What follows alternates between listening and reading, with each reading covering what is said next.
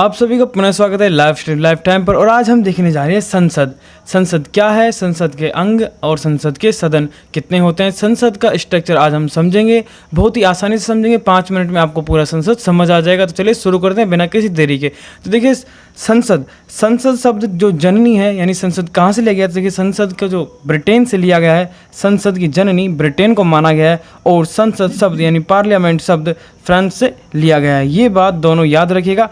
जननी इसकी ब्रिटेन को माना गया है, लेकिन पार्लियामेंट शब्द जो कि फ्रांस से लिया गया है।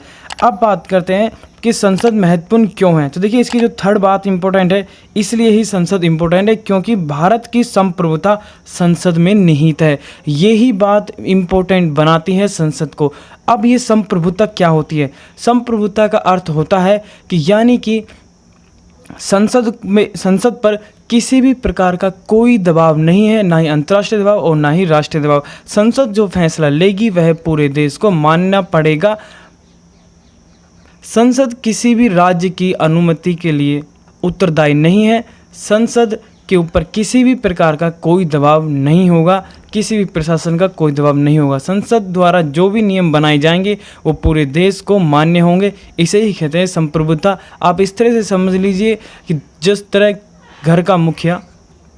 घर का मुखिया कोई नियम बना देता है और उसे पूरे घर वालों को मानना पड़ता है, इसी प्रकार से तो हम ये कह सकते हैं कि वह जो घर का मुखिया है वो संप्रभुता शक्ति निहित है, यानी उसके पास संप्रभुता की शक्ति है। इसी प्रकार संसद का हमारा जो संसद है उसके पास संप्रभुता है, यानी कि वह किसी भी प्रकार के कोई भी दबाव में नहीं है। जिस प्रकार से संसद द्वारा फैसला लिया गया था कि नोट बदल दिए जाएंगे, तो नोट बदल दिए गए। किसी भी राज्य की अनुमति नहीं चलेगी, वह नोट नहीं बदलेगा और नोट पूरे देश में बदल गया। इस तरह से आपको मेन यहाँ पे जो बात है वो थी संप्रभुता समझना। आई होप आप समझ गए होंगे। नेक्स्ट आ जाते हैं अंतर्राष्ट्रीय संधि का लागू।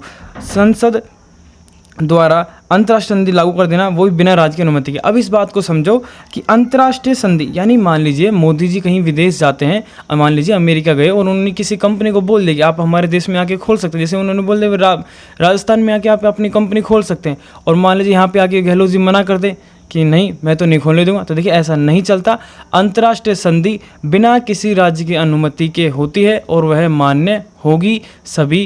किसी भी राज्य को यह अधिकार नहीं है कि वह अंतर्राष्ट्रीय संधि को मना करे।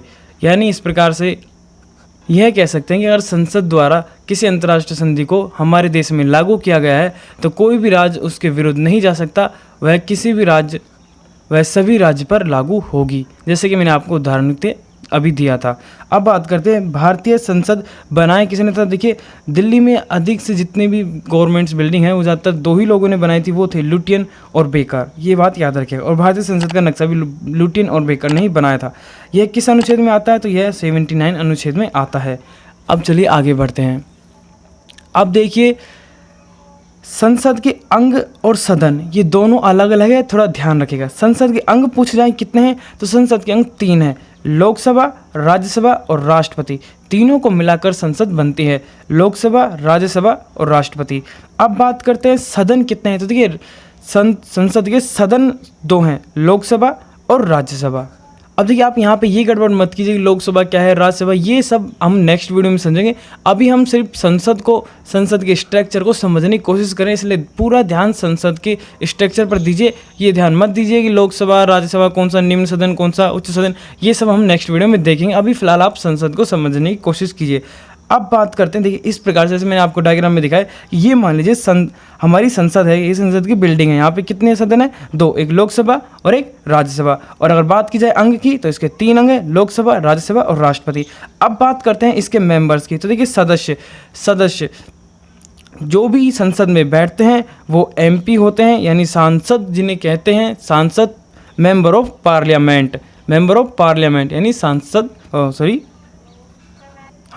सांसद उन्हें कहते हैं, मेंबर ऑफ पार्लियामेंट। अब बात करते हैं, अब देखिए संसद का थोड़ा स्ट्रक्चर आप समझ लीजिए। देखिए लोकसभा, हाउस ऑफ कॉमन, ये यूके में लोकसभा को कहा जाता है, हाउस ऑफ कॉमन यूके में। बात करते हैं हाउस ऑफ रिप्रेजेंटेटिव, ये US में कहा जाता है लोकसभा को। अब बात करते हैं राज्यसभा की। राज्यसभा को UK में कहा जाता है हाउस ऑफ लॉर्ड्स, याद रखिएगा। और US में कहा जाता है सेंट। क्या कहा जाता है, सेंट, US में सेंट। तो ये बात तो इंपॉर्टेंट थी। अब आप एक चीज़ और समझ लीजिए कि अब देखिए हम संसद की बिल्डिंग को थोड़ा समझते हैं इस डायग्राम की सहायता से।